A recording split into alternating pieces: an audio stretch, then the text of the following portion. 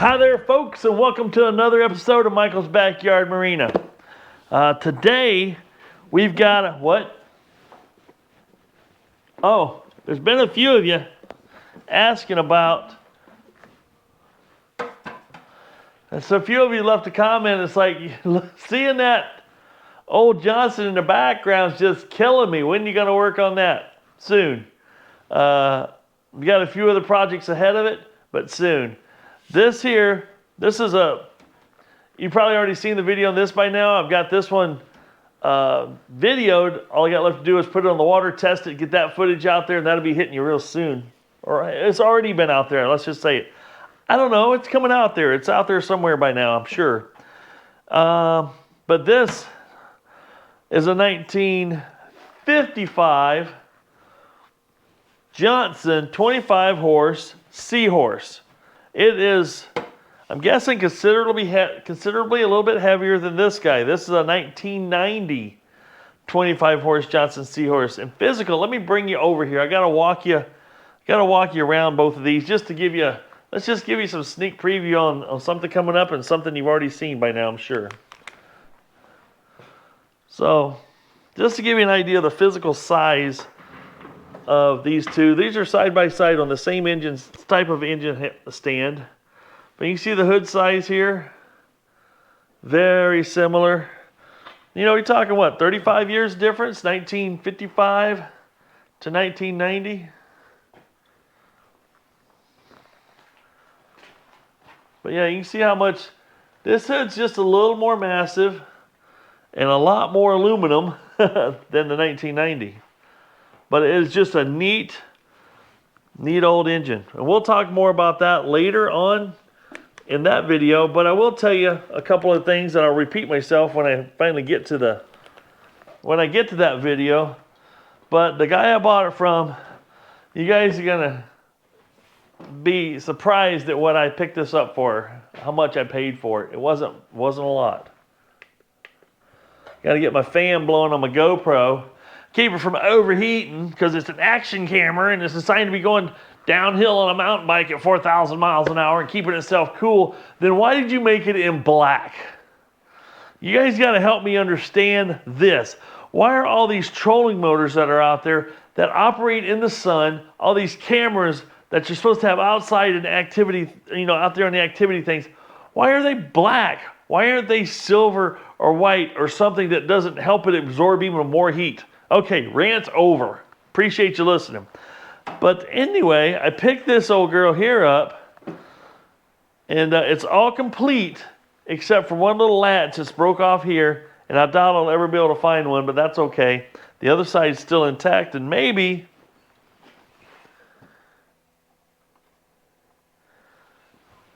pretty sure I could replicate it with my special set of skills. But yeah, I picked this up for $50 from a gentleman that's not too far from me. It's like straight south about 30, 40 miles.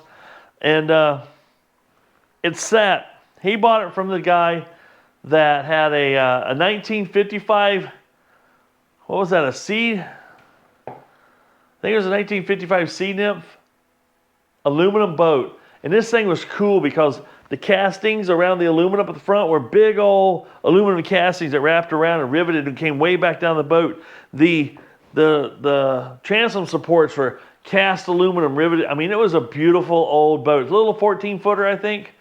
But the guy he bought it from bought it original and new, the 1955 boat, motor, and trailer as a whole setup. It was pretty sweet looking. That's one of those things, if the guys out there watching this, if you ever decide to get rid of that boat and trailer, I'd really love to put all that back together as that gentleman had bought it back in 1955. But that's pretty cool. So this one's going to be a fixer-upper and a hanger-oner. It's just going to be, I wouldn't call it a wall hanger. I'm going to put it on the good enough. If it runs like it should, it's going on the good enough John boat. We'll see what a 1955 25 horse will do. But this video is all about this little guy right here. It's much younger brother. It's a 1977 9.9 Johnson Seahorse. And how they have changed from 90 to 77 to 55. I love working on these old outboards. They're neat. They're actually pretty well engineered when you start talking OMC stuff. The Mercury stuff it's been giving me a fit. I got old Ding Ding back here that's waiting to go back on the water. By the time this video is out, it might have already been back on the water. You'll see more about that. But let's focus what we got right here. A 1977 9.9, a prime candidate to turn into a 15 horse by changing the carburetor. But I don't know a whole lot about this. I didn't, for a while there I was picking up outboards and I was putting tags on them where I got them. And the last few that I drug home, I just like drug home and hung up on the rack or whatnot. It's this one's turn. Let's get under here and let's crack the hood and take a look at the inside and see if this is one that we can bring back around. I mean, under here, this looks really good. Now, one thing I do like about this one, it has the black rubber around this thing here, so it doesn't look all nasty and change color and look all mildewy. This one, I mean, even though you bleach those back out, this one's pretty neat. This side, a little bit more faded out, like it was leaning up against something and rubbing for a while. But overall, a pretty good example. Let's just set this hood right on the old number 1955 here for now. You just sit there and behave yourself. And we're going to take a little look around inside here. Like I said, it's all complete. I'm going to give you a walk around on this guy.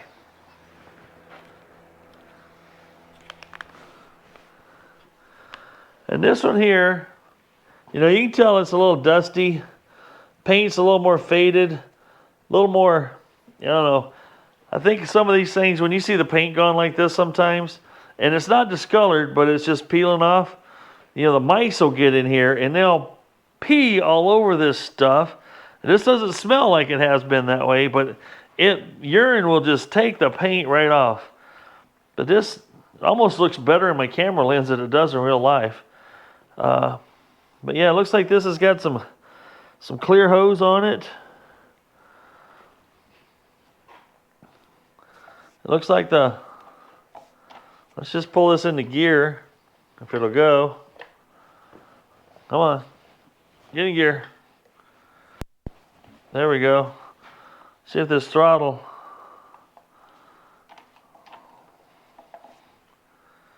Looks like it goes to wide open.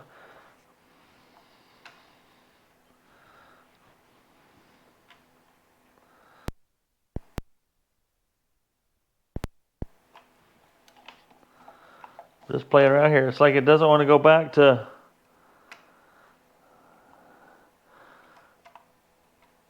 We got some things that are a little sticky on it. That's fine. That's what we're here for. Make it good again. Looks like it's got an idle speed, low, fast. It's all.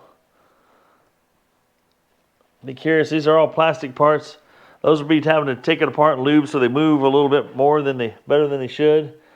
Boy, this all looks nice and rusty, crusty. For the coils here, this does have a little power pack on it. We'll have to let's just give this a looks over. I think the first thing we need to do is clean it up, but I kind of want to check compression and see where we're at first. So let's get that order of business done. Now I'm going to go ahead and flip this over here. Oh, that's stiff. It's a little bit stiff on. Let's see if I can pick it up. Yep.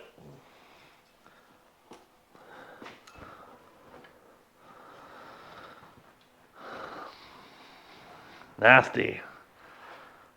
But yeah, that's what the old girl looks like. You see the tag here?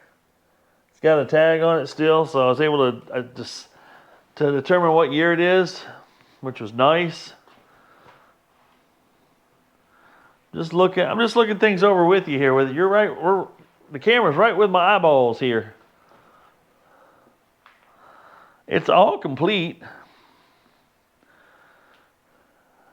Certainly is. Yep, P holes there. Prop. I'm still in gear here.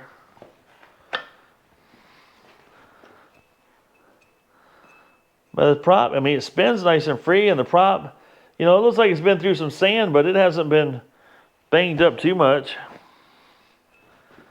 at all. This is in really good shape down here.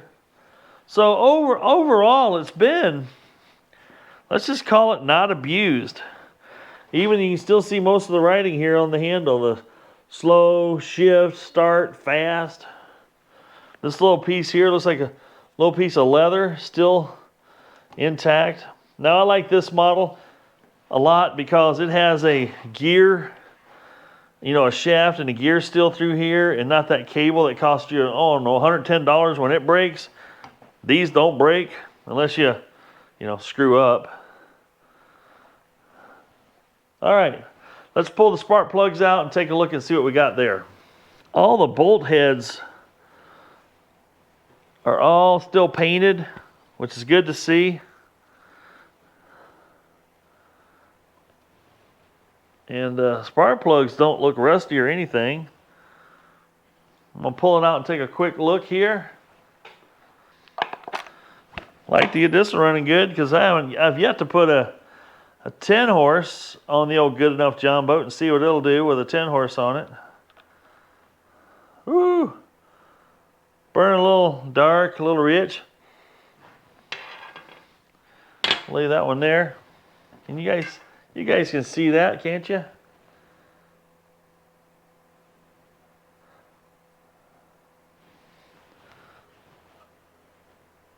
What's the bottom one look like? About almost identical. This is burning a L77 JC4, which I think might be the actually the right spark plug for this bad boy. I'm gonna put a little mystery oil down it and hear that? That sounds good. Sounds very positive. Now I got my little container of Marvel mystery oil. I'm just gonna put a little squirt in each cylinder. Then again, when you don't know when the last time something ran, let's just massage a little bit of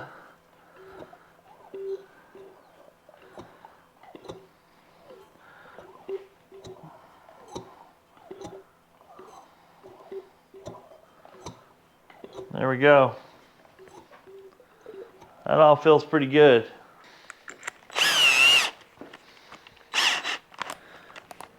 Want my drill. Let's just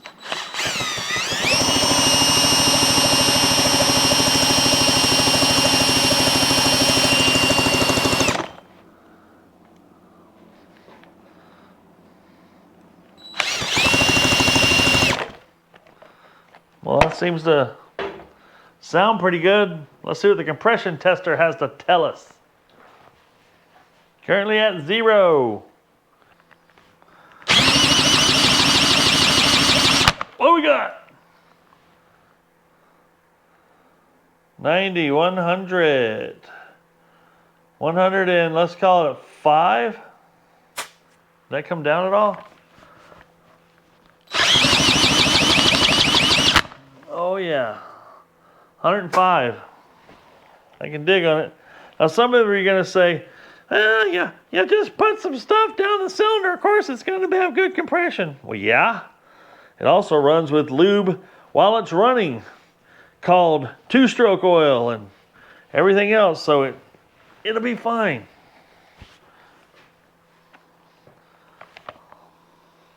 And you're also supposed to run with the throttle wide open. I'm not doing that. And I'm getting 110, so there you go. What we got? Oh, I mean 105. 105 on the money. I didn't show that to you guys. Let's get it one more time because that's just so much fun.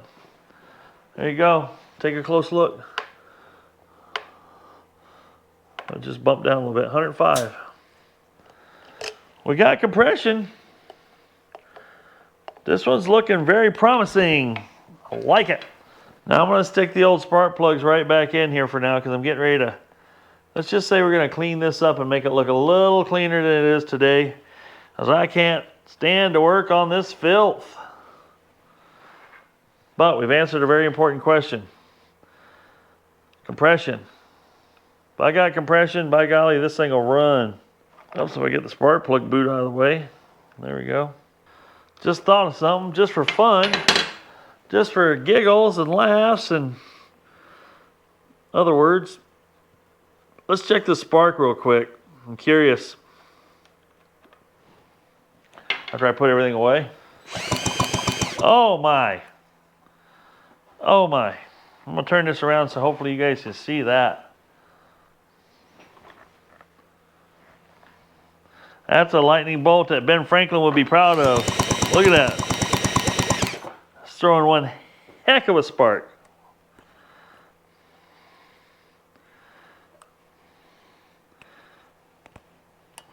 I actually like this spark checker. Oh, I almost want to touch it just to see what it does, you know. Oh, let's see if I can get this around so you can see this one a little bit. Oh, you're right. You're right here. Right here. Focus right here. You see it?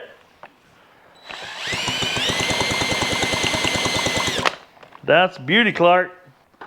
If it'll jump a gap that big, it'll definitely jump a gap this big. All right. Well, we got...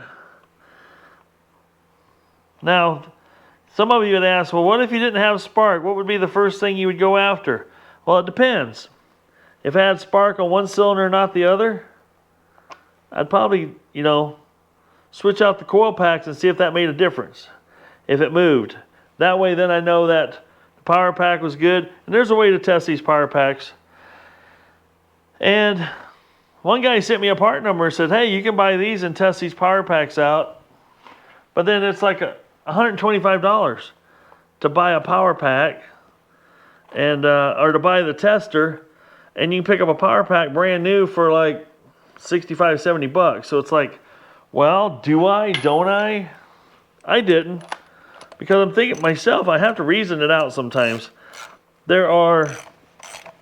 I could buy it, I work on enough of these playing around with them that for that price, I'd buy a power pack. If that wasn't the problem, just like on the other 99 with the big secret, it's okay. I'll have a spare power pack, big deal.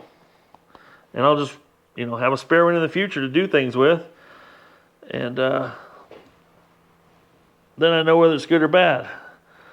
But if I wasn't in the habit of buying a new part to, you know, troubleshoot, I might change my mind and buy one.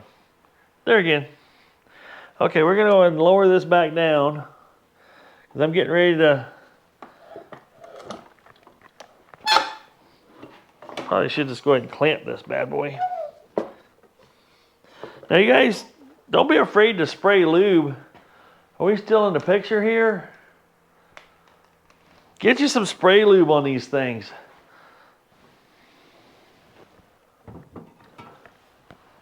I'm using some quick drying silicone WD-40. Just hose these things down. Don't be afraid to shoot it up good, because then once you work it in, see how stiff that is? You can't just spin it around by hand real easy.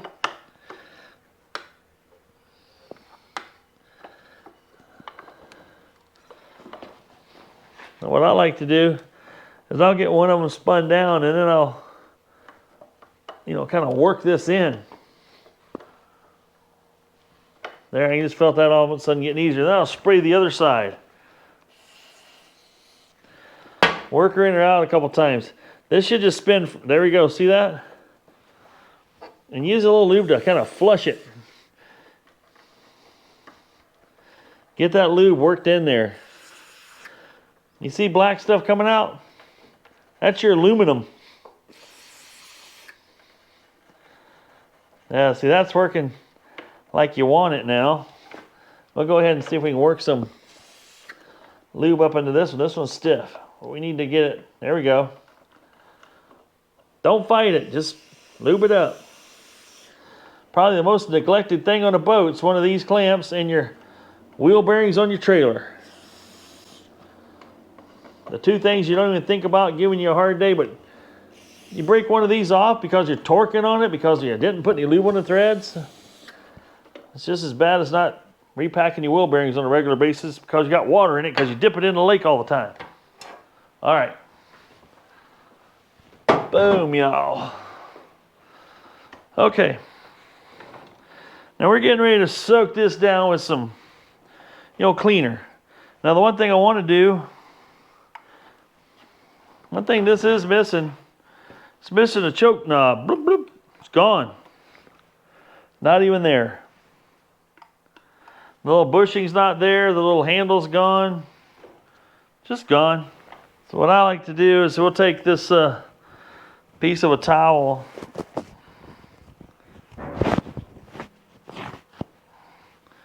and I'll just shove it down the carburetor. Try to anyway. Just get it packed in there a little bit, as much as you can.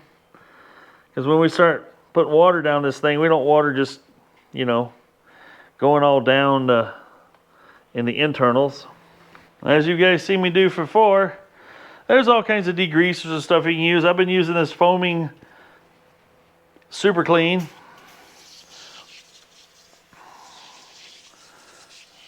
Let's just get it all in the pan. This pan, it's been collecting grit and grease and oil and stuff for years, even though it's had a hood on it. The fact that it's not even used in a dusty road condition. Look at that. Looks like it got snowed on. I'll get my handy dandy 6 for $1 toothbrush and just start working it in. Just touch everything you can reach with that 6 for $1 toothbrush. You'll be so excited as to how it looks when it's all done.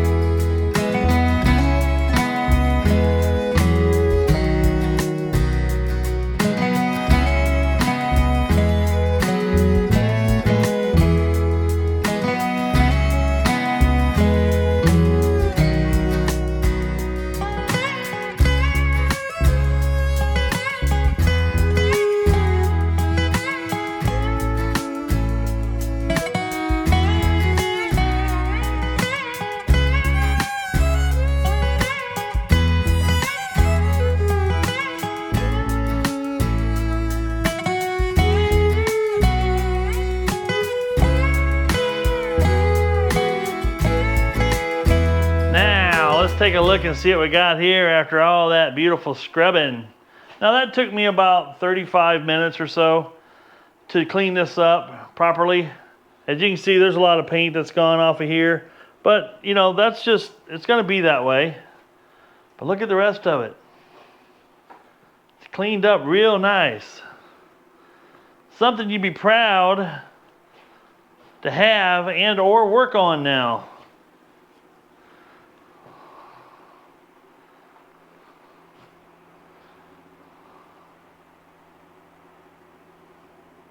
I like it.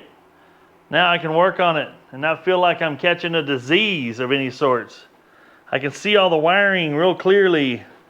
Everything's bright and shiny. And you saw me there, I scrubbed it down. I used simple green toward the end there, scrub it down a little bit more. And then I hose it off really good, get everything hosed off of there. And then I take my air hose, compressed air, and I blow it all dry because I want it all to be as dry as possible. And now I can go to bed. It'll be dry overnight. I'll come in tomorrow and we'll be in good shape. I got a fan over here to my left behind me blowing in that general direction, moving some air around. She'll be in good shape to work on real soon. Now I'll tell you folks, sometimes it's just a matter of knocking the dust off of it and making it look like something you want to work on. That usually motivates me a lot to go, wow, this is going to look good. I'm going to get it running good. And then somebody's going to have them a real nice little Johnson 99 on the back of their boat, and they're going to take their kid fishing or their grandkid fishing and really enjoy some of the finer things, what I call finer things in life. But yeah, so this has got compression, got spark. The only thing left is the fuel delivery system and the pull rope system to make sure it's functioning properly. And then she's ready to, chances are, I haven't run across too many of these older ones that I've messed with that I haven't had to pull the carburetor off and just soak it and, you know, get the thing cleaned out, because they got such little orifice, little holes here and there that need to be operational for this thing to function as designed. And that's what I do. That's what I'm going to do, and that's what I do. I'm pretty stoked about this one. Like I said, so far, it seems like a pretty sweet machine. So we're going to let this thing dry overnight. I can already feel things moving a little bit better. Just knocking the gunk off. It's huge. Huge. I can already tell this thing is functioning a little bit better. We got some fragile parts here we're going to take apart and grease and oil, you know, put some grease on it, some new grease. That's all plastic components here. We'll take the snap ring off, pull this out and re-grease that. We're going to put some lube on some of these parts here. We'll pull this handle off. We'll put grease in this handle. We get this thing working buttery slick. But I can already tell by just taking that degreaser and putting on there and knocking off some of that old grease. And I know the toothbrush seems like it's a little bit tedious, but it gets in a lot of places and does a lot of good things. You know, I scrub around these joints here. And then when I take it back apart, I can put a little more lube on these joints and just get all of this moving so nice. Yeah. Tomorrow, we'll dig into this some more. Guarantee. I'll go ahead and pull this cover back off now that we've got the engine clean. As you can see behind me over here, there's a couple of empty engine stands. And that's due in part to, you know, getting a few outboards running and pass them on to the next lucky user that gets them a fresh operating, good running outboard. Well, we're going to go ahead and pull the carb off this. This one here, I'm tempted to just run it without doing anything to the carburetor, but I'm just like, because the outside looks so clean now because I cleaned it. But I really would like to see if there's any gunk in there. The gasket on the carburetor, back of the carburetor, looks like it's a little distorted. I don't know. I think it's just easy enough to go ahead and let's pull this carburetor, or pull this starter mechanism off and carburetor off, and we'll go from there. I'm going to stick you on time lapse so you can kind of see that happening. I'm going to pull you in first and tell you what I'm going to do if that helps. So basically, to pull one of these off, I've got to pull this bolt out. When you pull this bolt out, this whole starter mechanism will come out of it and out of the way. You can hang it off the side. Make sure you don't let this spring get away from you out of this pan, because that's really fun to get back in. What I do is when I unbolt this, I keep this pinched together, and I got a little pair of, I'll show you what pair of pliers I use. I've got a pair of these that I spread out, and I can just come in here and clamp that down. Not tight, this is plastic, but just enough to hold it in place so when I hang this off to the side and pull the carburetor off, I don't have to worry about that pan and that spring getting away from me. And then once I do that, when that's all out of the way here, which is, I think this is still going to be, do I have to take that off too now? This is the first one I've seen with one of these on it. I think I got to take this off too. This is some kind of, this is make sure you don't start it with it in gear or too wide open throttle type situation. But after that, I can get to this nut that's right back here and this one right here. And then the carburetor comes off, and then we can pull the bowl off of it, and I'll go into detail with you once I get that out. So let's get busy.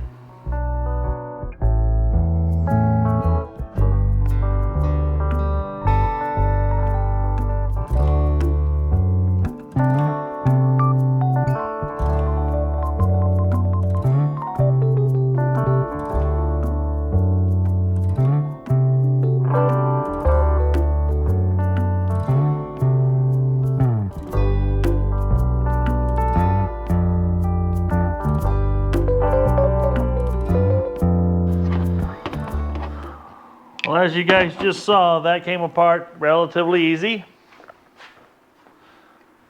Just time and patience is the secret. I'm going to go ahead and put this knob on so I can see where this thing was currently sitting. We're going to go all the way in. So there's a half. Oh, not quite one. Usually 1.5 is a good place to start, but at least I know kind of where this one was at. Could possibly be why it wasn't running very well. We'll go ahead and pull this out.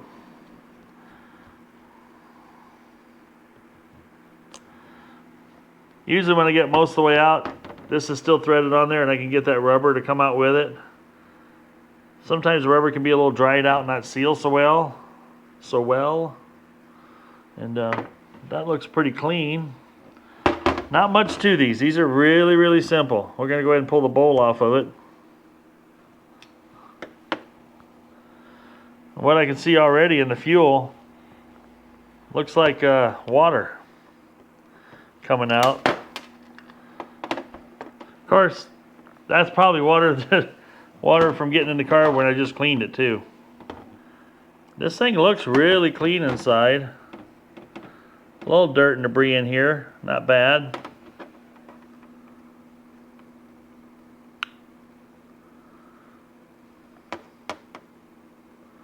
There just ain't a whole lot to them. This gasket seems like it's in actually really good shape. Well, you guys ain't gonna believe this. This engine had a big secret.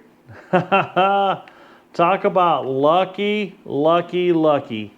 Now this is a 99, a 1979-9. And I want you to look at this. This is the carburetor just pulled off. This is the carburetor off a 99. And I'll show you. Look at the size of that hole. Size of that hole and the size of that hole. And then when you open them up, see if I can get you in here to see this. It's easier almost to see it from this side.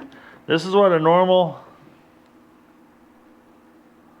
99 carb would look like. Can you see that in there? Okay, I'm gonna see if I can get a real close-up shot in here. See the size of that through hole right there? Now look at this one.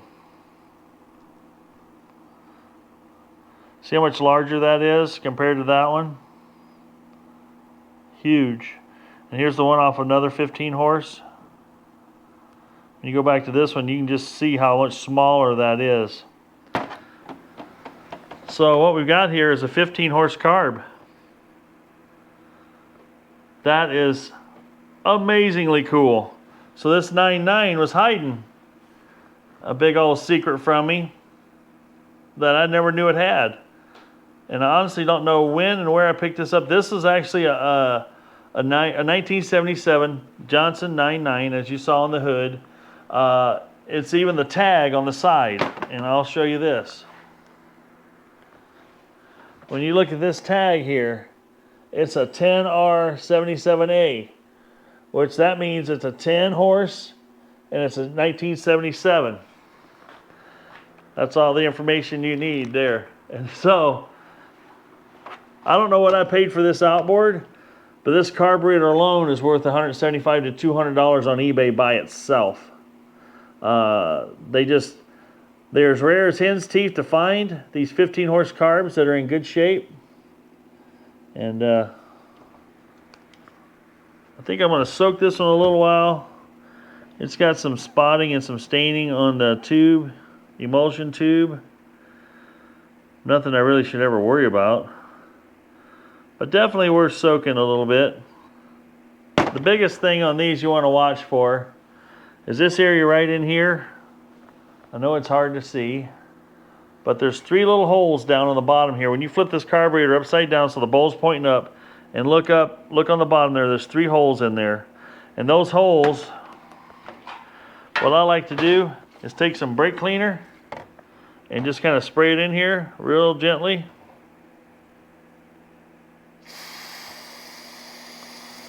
And just make sure all those holes just drain through. and it just immediately drains through. You can also take a small wire and go in there and just kind of poke through, but I honestly don't see any reason to soak this carburetor. This thing is in awesome shape. I say we clean it back up and put it back together. All right, I decided to go ahead and soak it. Why not? We'll give it like an hour or so in there just to make sure there's nothing in there, no little hidden secrets. Now, my guys, gals, you can get this at your local Walmart. It's a colander, or not a colander, a sifter with a little handle on it. I took the handle off of it. It has a nice screen in the bottom. I moved that screen down to the bottom just for this, because I lost a basket for this. And actually I like this a little better just because it's, let's just say it's deeper. We're gonna go ahead and put all our parts in it. And I like the fact that it's deeper, because now I can drop the whole, I think the whole handle and everything will fit right in there. Yeah, look at that. Boom. It's deep enough that I know nothing's gonna come out of my basket all wonky. All right, we'll let that soak, and we'll be back when we're done soaking. Alrighty, I just installed the needle seat, the float needle, the float, and the pin. We're gonna snap that back into place because we got everything adjusted where we want it here. Then I was getting ready to put the bowl gasket on and realized, what am I missing? Well, something pretty major. There's an orifice plug here with a needle in it, or with it's a number 58 for the 15 horse, and it's not in there, and I do not recall taking it apart. So we're gonna have to look that up. I looked it up on marineengine.com. It's a $25 part, and maybe that's why this thing didn't run right for somebody, is it's missing, you know, let's just call it a pretty key piece. And but also I'm reusing all the old parts. So the interesting part is that old part just wasn't here. I looked all around my bench. I'm going to rewatch my video, but I'm pretty sure I didn't take that out. So that's one of the major components missing, and that's why this thing, somebody might have bought this thing thinking they put a 15 horse carburetor on here and couldn't figure out why it wouldn't run with a darn. That'll pretty much do it every time. Now I'm going to go ahead and put this knob on here like this. We're going to back it out 1.5 turns, and that's where I'm going to start. But we got to have that plug, number 58.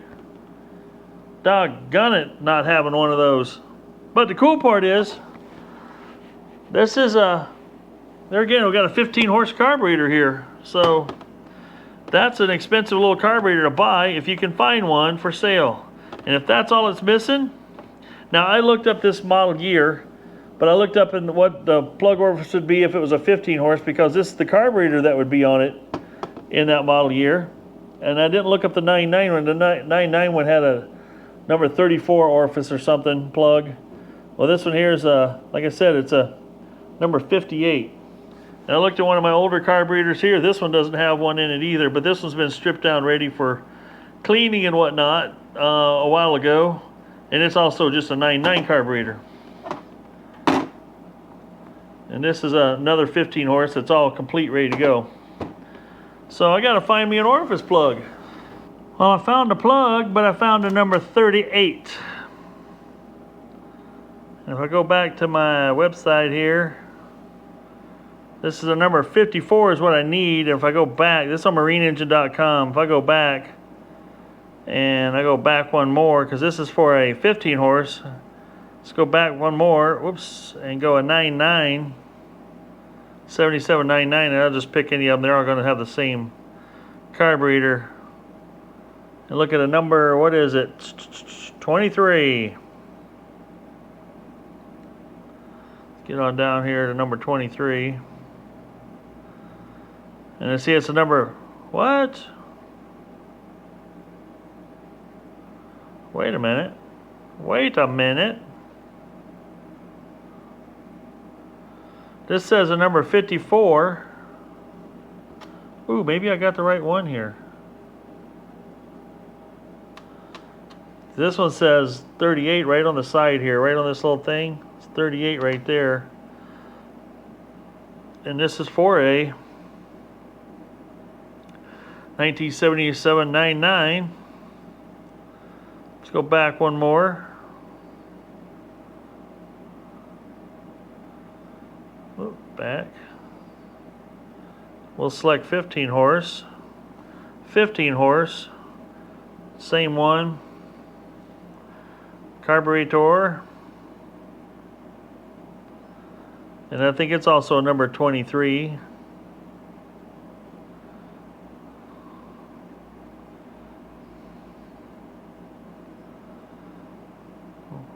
That's, oh, here's where it says 99 is a number 38, and for a 15 horse it's a 54. So I need a 54. Doggone it. Alright. Well, I don't have the right one. I thought I did for a minute, because yeah, you can see this here bad boy would screw right down in here.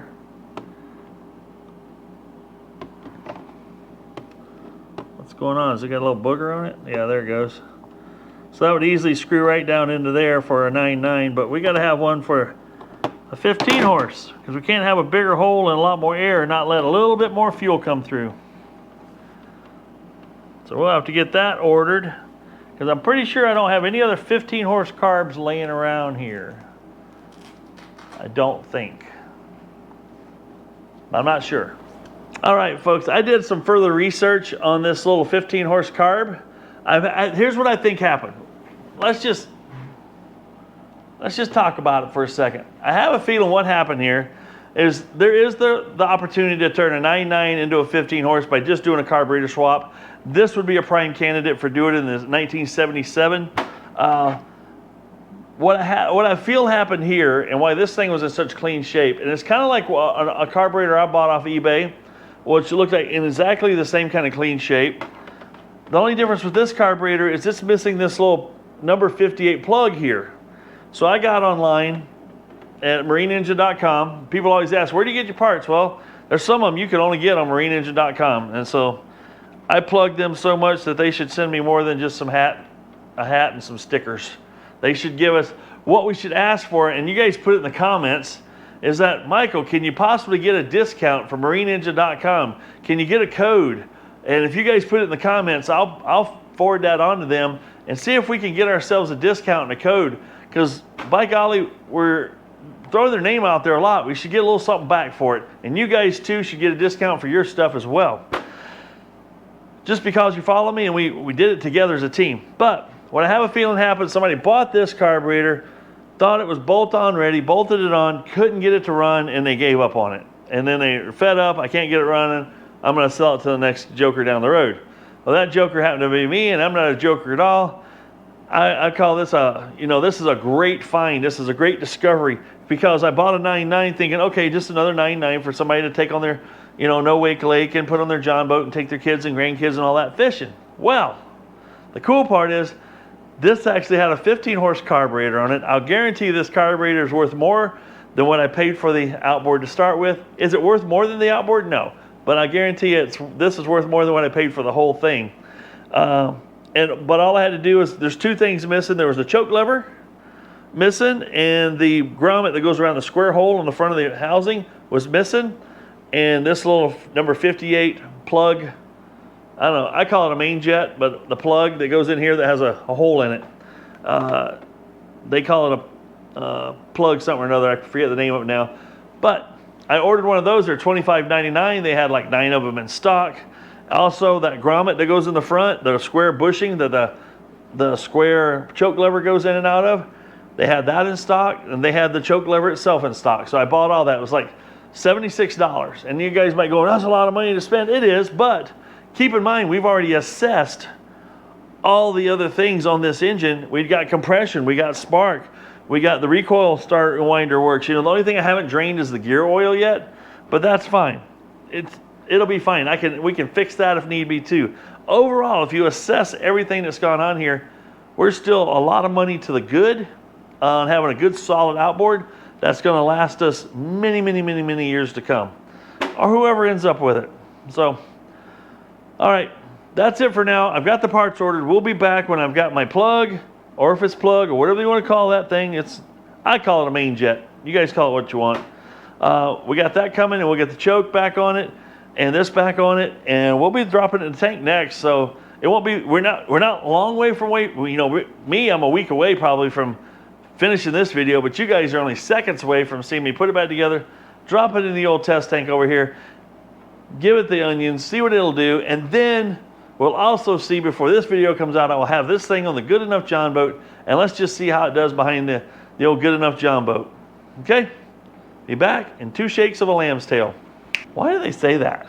2 shakes of a lamb's tail. Is that because when a lamb wags its tail, it moves so fast? And 2 shakes of that's milliseconds? I don't know. Okay, my audience, I need help with another one. As you've been watching me play around with this one, this is the 1977 that I discovered had a 15-horse carb on it. And this is the carb right here. The other thing that I found out was wrong with this carb, let me back this out for you and show you. You ain't gonna be able to see it, but I'll be able to describe it to you, and then I'll show you an example of it. This is your mixture, idle mixture needle here, lean rich. What this has down in here, right down in there, way down in there where this touches, make sure I don't drop anything here in the water because I won't find it. I discovered down in there, there's a littlest, tiniest,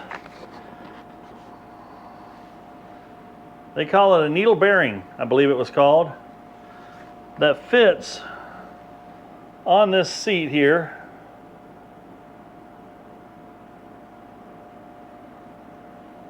I don't even know how it's supposed to work. So it goes down in there like this and sits in there on the needle like that, which would seal up a lot of, let's just say, any potential air movement in there between the needle and the actual seat down in there. That little joker there is like $12 plus the taxes plus shipping. It cost me $24 from marineengine.com, and keeping it right there for now. So what I discovered when I pulled this out and looked down in there, I could see, let's just call it chunks of something in there. And I'm pretty sure I got it all out, but I'm gonna go ahead and take and blow some air back through some passages here just to make sure the idle circuit is clear. In the meantime, here's what because it's doing exactly what this carburetor did, and I'll show you what this one does, and then you can help me out. I'm gonna go ahead and bottom this one back out. I was playing around with it and it made no difference. Okay, there's bottomed out right there. And maybe I'm missing that piece down in here too, I don't know. We're just gonna back it out 1.5 turns. Right there. I'm gonna go to full on throttle. We're gonna give it we're gonna pump it up to the bulb is hard like that. Let's give it some yanks and see what happens here.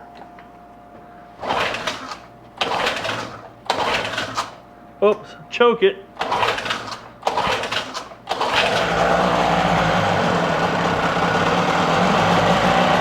See, unchoke. See, it wants to die. It won't stay running. Now I'll choke it again.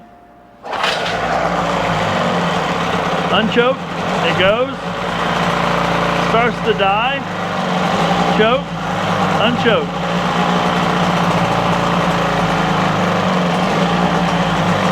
If I don't pull that choke out, it'll die.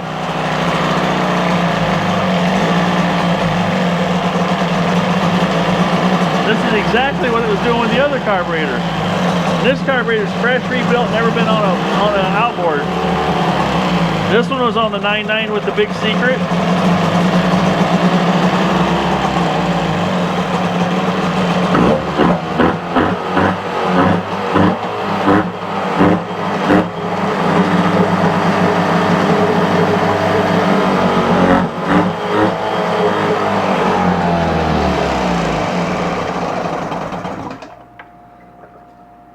pumping enough fuel.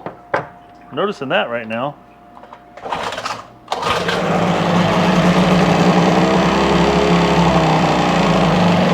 There's plenty of fuel. That bowl's full.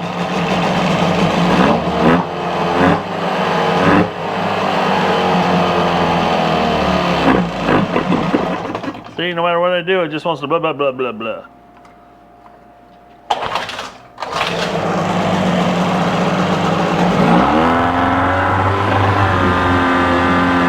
Now, if I throw it in gear like that,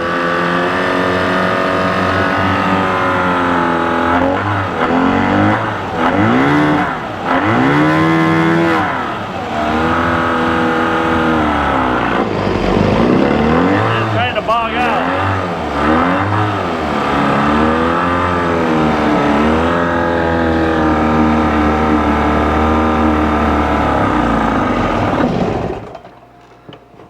Something just ain't quite right.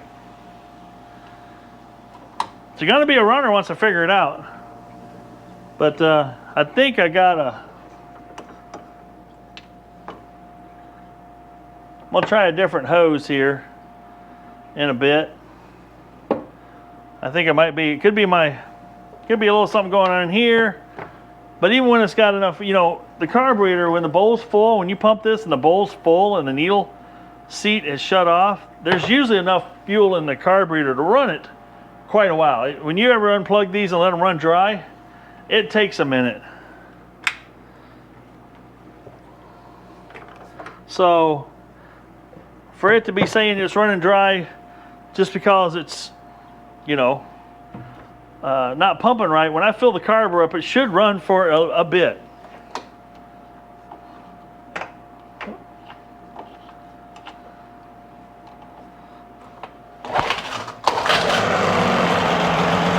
What's crazy, as long as I keep doing this, I can keep it running.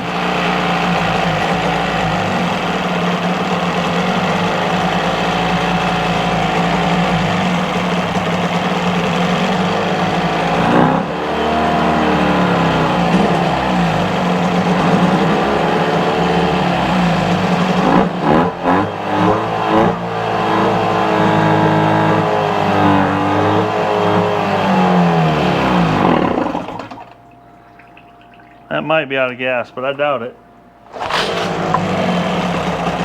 See? I can still do that. Got me a little puzzled. Because even if it was just running off the carburetor, it shouldn't be just... Something's out of whack. Not sure what it is. As you can see, it'll run a while just off what's in the carburetor. Doing the same motion.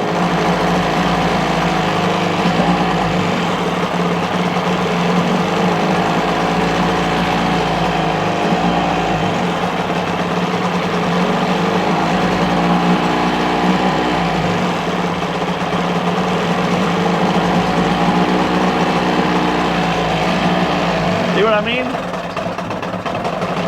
It's still running. I've had it unhooked this whole time right now. And I can still do this. So it's not fuel supply. Now it's starting to run out of fuel, I think.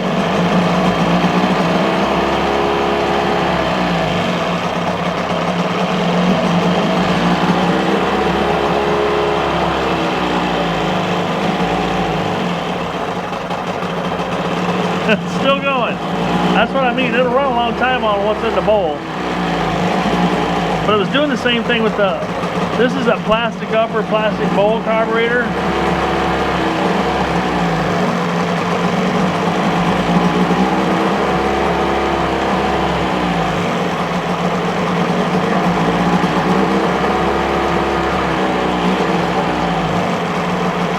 You gotta admit, that's a long time running on just what's in the bowl. And it's been doing this since it was cold. I think it's out now. Tell me if you don't think that's a little bit strange. Now, it's running, and when you throttle it, it's running. I don't think it's spark plugs. I don't think it's compression. I ran into compression. I checked the compression on this at the beginning of the video. This isn't like 2 years later. This is at the beginning of this video. And is it the power pack acting funky, doing funky things, ignition-wise? But it's not. It's like alive, dead. It just because of this choke thing, I want to lean on fuel. It's a fuel issue. Anyway, I'm a little confused. I'm going to put that needle bearing back in the other carburetor. I'm going to make sure all the passages are clear. But like I said, I just went through that carburetor. I thought everything was pretty much hunky-dory. Thought, well, let's just put this one on for fun and see what it does, because why not? So I want to know if I've got a good 15-horse carburetor or not. And so far, both carburetors act exactly the same, which is, there again, blows my mind. So part of me says carburetor, part of me says no. I don't know. I'm going to have to soak on it for a little bit, think about it. And but you guys, leave comments down below. What do you think it is? You guys are pretty good at helping me troubleshoot stuff, and this is one I need a little advice on, I think. I do have another power pack that I pulled off the other one. I could replace this one, because this, I'm pretty sure it's the exact same power pack as on my 88, as it is on this 88 or 87, as it is on this 77. They kept a lot of things very similar until they went to this, you know, garbage plastic carburetor. But I got a steel one over there that seems to be, maybe it's still missing something, but I don't believe it is, other than that needle bearing was shot, because this one is acting just like that one. All right, folks. I usually say if it ain't broke, fix it till it is. Well, I've fixed it till it's broke. Haven't figured it out yet. But I guess this will be part 1 of hopefully only part 2. We'll figure it out, and we'll go from there. I don't know. Thanks for watching. Look forward to reading your comments. Don't forget to subscribe if you haven't already subscribed, and don't forget, you know, if you enjoy what I'm doing, throw that thumbs up. I much appreciate that. It helps out the algorithms. Now, the other thing I do know is these coils here are really rusty. So maybe I'm just not getting a good strong spark. Huh.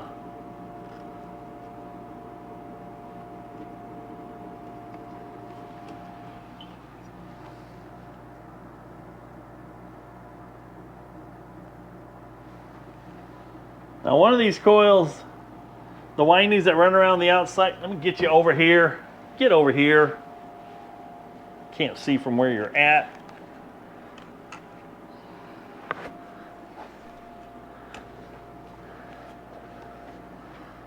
Now, what I just noticed, this coil here, warm. This coil here, not nearly as warm. But they're very, very, very rusty. So I might actually see if I can steal a couple of these off of one of my other 99s, swap them out, see if that makes a difference. Maybe it's just not enough spark, or I don't know. See you on the next video. Leave your comments. I need help, please.